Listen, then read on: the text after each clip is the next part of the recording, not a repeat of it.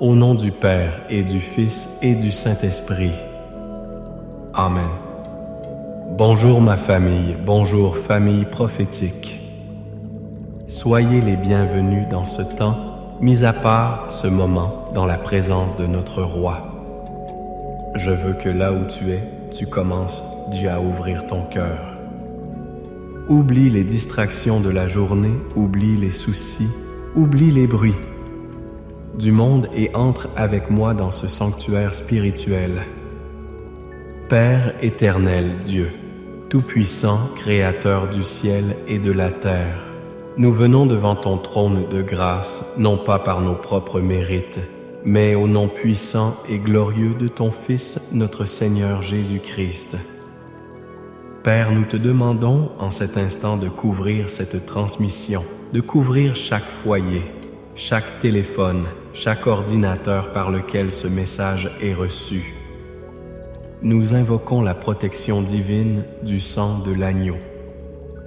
Que le sang de Jésus soit sur le linteau de ta porte, qu'il soit sur tes enfants, qu'il soit sur ton mariage, qu'il soit sur tes finances. Je déclare un mur de feu autour de toi, une forteresse infranchissable pour l'ennemi.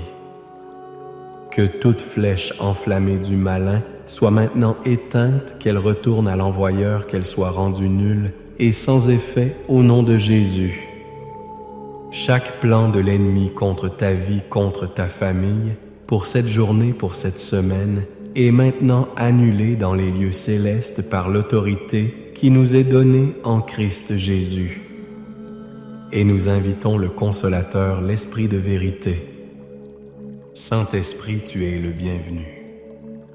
Viens remplir cette atmosphère. Viens toucher les cœurs. Viens convaincre, viens restaurer, viens guérir. Nous ne pouvons rien faire sans toi. Prends toute la place, Esprit de Dieu. Je veux prendre un instant pour prier pour toi, toi qui te connectes aujourd'hui avec un cœur lourd. Un cœur brisé par la trahison, par l'abandon, par des paroles qui ont été comme des poignards. Toi qui ressens ce poids, de l'amertume, cette racine qui empoisonne ta joie, qui vole ton sommeil. Tu as essayé de pardonner, mais la douleur est encore vive. Tu te sens seul, isolé, incompris. La parole de Dieu nous dit dans Éphésiens 4, verset 32, « Soyez bons les uns pour les autres, compatissants, vous pardonnant réciproquement comme Dieu vous a pardonné en Christ. » Ce n'est pas une suggestion, c'est une clé de liberté. Alors maintenant, au nom de Jésus, je viens contre cet esprit de ressentiment, cet esprit de rancune qui te maintient en captivité. Je commande à ces chaînes de se briser. Je commande à la racine d'amertume d'être déracinée de ton cœur. Père, au nom de Jésus, je demande qu'une vague de ton amour surnaturel, ton amour qui guérit, vienne inonder le cœur de mon frère, de ma sœur en ce moment même. Reçois la paix qui surpasse toute intelligence. Reçois la capacité divine de pardonner non par ta force, mais par la sienne. Nous déclarons la liberté sur toi, maintenant au nom de Jésus. Famille prophétique, je suis si heureux de vous retrouver. Je vois déjà vos noms dans les commentaires. Mettez un Amen si vous avez reçu cette prière. Dites-moi depuis quel pays, quelle ville vous nous suivez.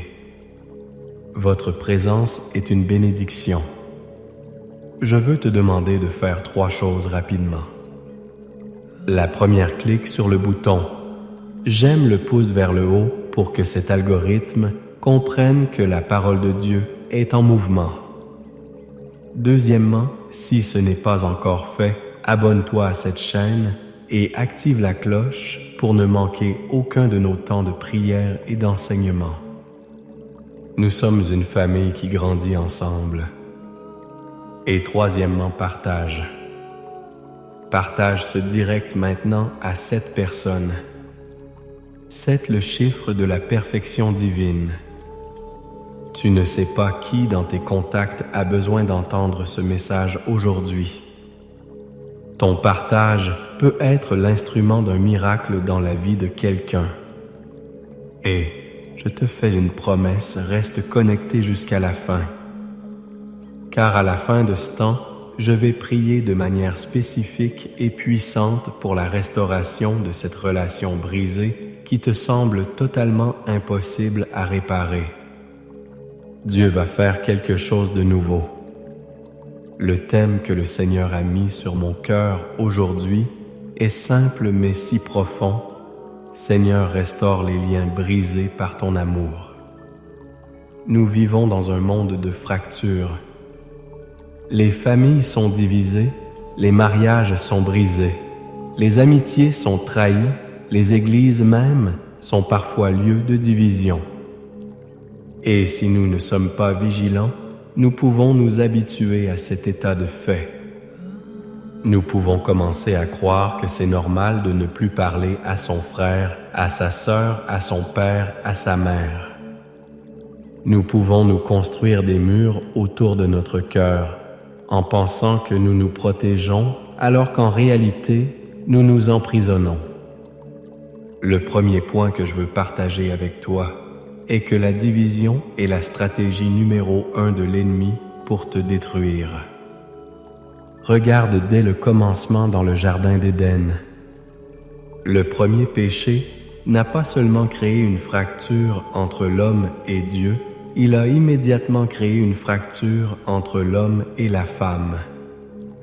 Quand Dieu demande à Adam « As-tu mangé de l'arbre ?» Quelle est sa réponse? « C'est la femme que tu as mise auprès de moi, c'est elle qui m'a donné du fruit. » Le blâme, l'accusation, le lien de confiance et d'unité parfaite est brisé. Et cela continue avec leurs fils Caïn et Abel. La jalousie s'installe et le premier meurtre de l'histoire humaine est un fratricide. Le diable sait que s'il peut t'isoler, s'il peut te couper de ta famille, de tes amis, de ton église, tu deviens une proie facile. Un lion ne s'attaque jamais au troupeau, il cherche la brebis qui s'est isolée. La division te rend faible, vulnérable et t'expose aux attaques. La parole de Dieu nous exhorte sans cesse à l'unité. Le psaume 133 dit « Oh, qu'il est agréable, qu'il est doux pour des frères de demeurer ensemble. C'est là que l'Éternel envoie la bénédiction, la vie pour l'éternité. » La bénédiction de Dieu se trouve dans l'unité. La division, elle amène la malédiction, la stérilité, la mort spirituelle. Ne te trompe pas d'ennemi. Ton mari n'est pas ton ennemi. Ta femme n'est pas ton ennemi. Tes enfants, tes parents, ton pasteur ne sont pas tes ennemis. Nous avons un seul ennemi, le diable, et il est le père du mensonge et de la division. Refuse de participer à son plan. Le deuxième point, et c'est le cœur de notre message, est que la clé de la restauration est le pardon divin. J'ai déjà cité ce verset de Colossiens 3:13. Supportez-vous les uns les autres, et si l'un a sujet de se plaindre de l'autre, pardonnez-vous réciproquement. De même que Christ vous a pardonné, pardonnez-vous aussi. Regarde bien la structure de cette phrase. Elle ne dit pas pardonnez si vous en avez envie. Elle ne dit pas pardonnez si l'autre le mérite. Elle dit de même que Christ vous a pardonné. Comment Christ nous a-t-il pardonné? Alors que nous étions encore pécheurs, alors que nous ne méritions rien. Il a tout donné sur la croix par pure grâce. Le pardon que nous sommes appelés à donner n'est pas un sentiment, c'est une décision. C'est un acte d'obéissance à Dieu. Tu dis peut-être, « Pasteur, vous ne savez pas ce qu'on m'a fait. La blessure est trop profonde. » Je le comprends. Mais écoute-moi bien. Le manque de pardon est un poison que tu bois en espérant que l'autre meure. La seule personne que tu détruis en gardant la rancune, c'est toi-même. Le pardon, ce n'est pas dire que ce que l'autre a fait était bien. Ce n'est pas effacer le passé. C'est décider de ne plus laisser le passé et la faute de l'autre contrôler ton présent et ton futur. C'est remettre le jugement entre les mains de Dieu, le seul juge juste, et te libérer du fardeau de la haine. Je me souviens d'une femme dans notre communauté, appelons-la Sarah. Elle n'avait pas parlé à son frère depuis plus de 15 ans à cause d'une dispute terrible au sujet de l'héritage de leurs parents. L'amertume avait rongé son cœur au point qu'elle était devenue malade physiquement. Maux de tête chroniques, problèmes de digestion. Les médecins ne trouvaient rien. Un jour, pendant un temps de prière comme celui-ci, le Saint-Esprit l'a touchée profondément.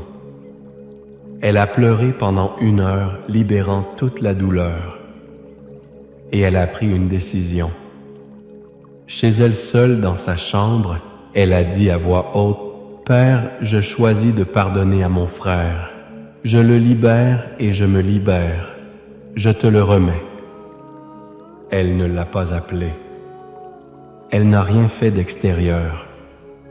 Mais à l'intérieur, la chaîne s'est brisée. Devine quoi? Les maux de tête ont disparu cette semaine-là. Et 3 mois plus tard, sans aucune raison apparente, son téléphone sonne. C'était son frère. Il pleurait. Il disait, « Je ne sais pas pourquoi, mais j'ai senti que je devais t'appeler pour te demander pardon. » Alléluia!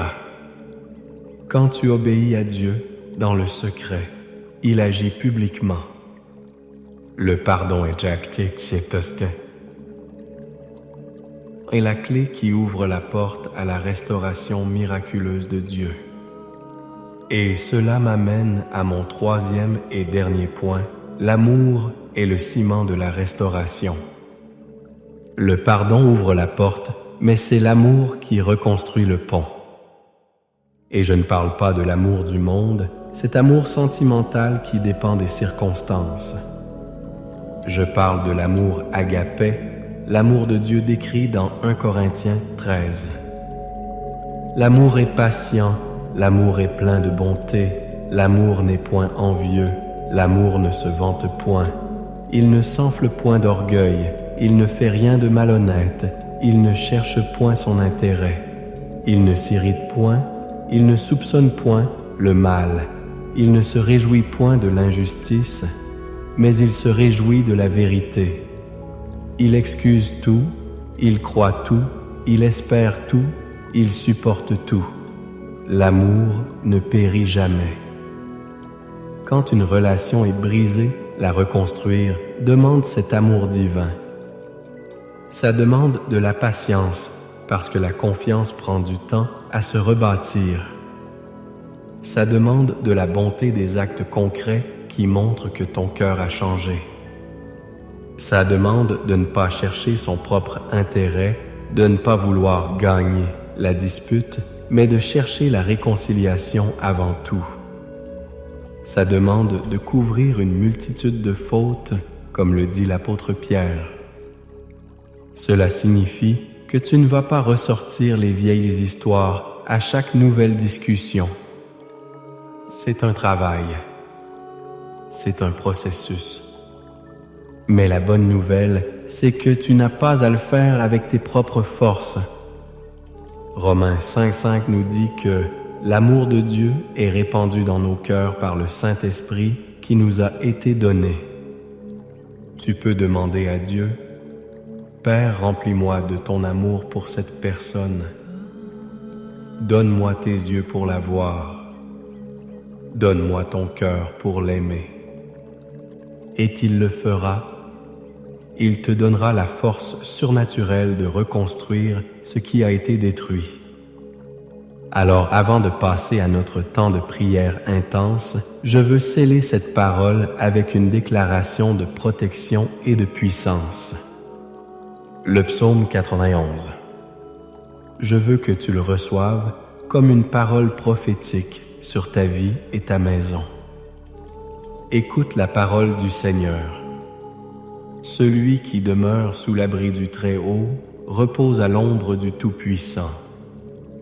Je dis à l'Éternel mon refuge et ma forteresse mon Dieu, en qui je me confie. Car c'est lui qui te délivre du filet de l'oiseleur de la peste et de ses ravages.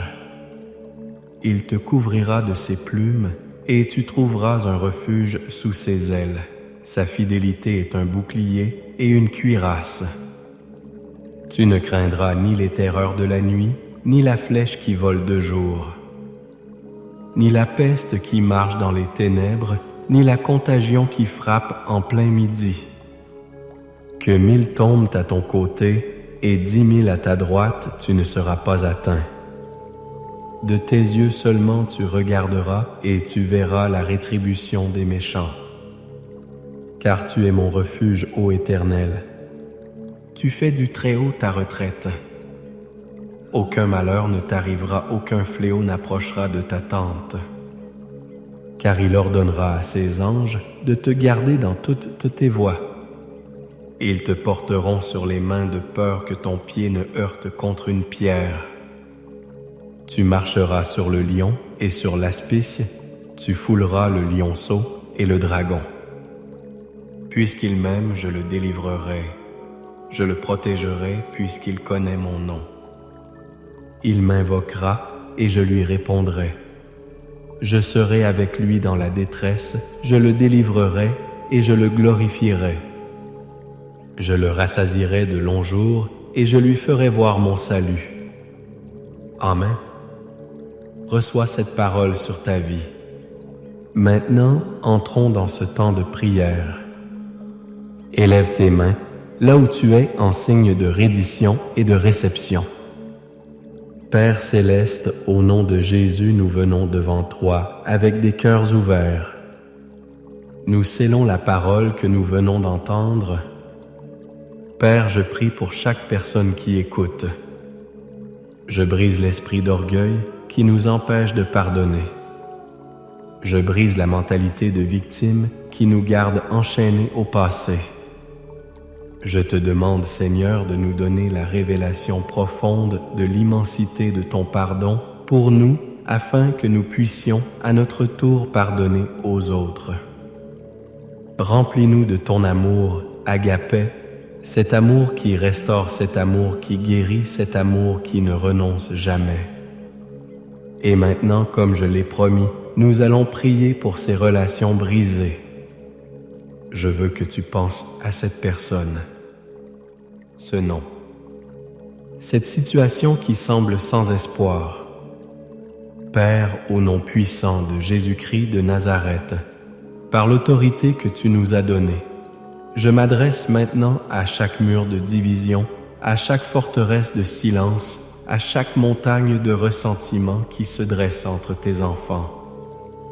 Et je déclare selon ta parole, montagne qui es-tu, déplace-toi et jette-toi dans la mer. Je commande à l'esprit de dispute, à l'esprit de colère, à l'esprit de haine, de lâcher prise maintenant. Je brise les paroles de malédiction qui ont été prononcées, les vœux de ne plus jamais se parler. Je les annule par le sang de Jésus. Je prie spécifiquement pour les mariages qui sont sur le point de se briser. Père, je crie à toi pour un miracle de réconciliation. Là où l'amour s'est refroidi, rallume la flamme. Là où la communication est rompue, ouvre une brèche. Je commande à l'esprit d'adultère, à l'esprit de divorce, de quitter ses foyers. Nous déclarons la restauration des alliances matrimoniales au nom de Jésus. Je prie pour les parents et les enfants qui ne se parlent plus. Pour cet enfant prodigue qui a quitté la maison le cœur rempli de rébellion. Père, envoie tes anges le chercher, touche son cœur, convainc-le de péché et ramène-le à la maison. Pour les parents, dont le cœur est de brise, donne-leur la force de continuer à aimer et à prier. Nous déclarons la restauration des liens générationnels au nom de Jésus. Je prie pour les amitiés trahies, pour les frères et sœurs dans la foi qui sont en conflit. Seigneur, enlève la jalousie, enlève la compétition.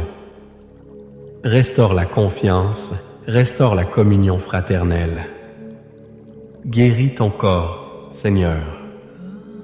Nous déclarons la restauration de l'unité au nom de Jésus. Et je veux étendre cette prière. Je prie pour une restauration totale dans ta vie. Pour tes finances. Chaque esprit de pauvreté, de dette, de manque, je lui ordonne de te quitter. Je déclare les écluses des cieux ouvertes sur ta vie. Reçois la promotion, reçois le contrat, reçois le remboursement de dettes inattendues au nom de Jésus. Je prie pour ta santé. Par les meurtrissures de Jésus, tu as été guéri. Je commande à chaque esprit de maladie, de douleur, d'infirmité, de quitter ton corps maintenant. Que le cancer se dessèche, que le diabète soit régulé, que les douleurs chroniques disparaissent. Reçois ta guérison divine au nom de Jésus. Je prie contre toute attaque spirituelle, contre les cauchemars, contre la peur, contre la dépression. Je brise les chaînes de l'anxiété. Reçois la paix de Dieu qui surpasse toute intelligence. Sois libre, sois restauré, sois renouvelé dans ton esprit, dans ton âme et dans ton corps. Reçois-le maintenant par la foi. C'est fait. C'est accompli. Et maintenant, famille, recevez cette bénédiction finale. Que l'Éternel te bénisse et qu'il te garde. Que l'Éternel fasse luire sa face sur toi et qu'il t'accorde sa grâce. Que l'Éternel tourne sa face vers toi et qu'il te donne la paix. Au nom du Père, du Fils et du Saint-Esprit. Allez dans sa paix et dans sa victoire. Amen et Amen.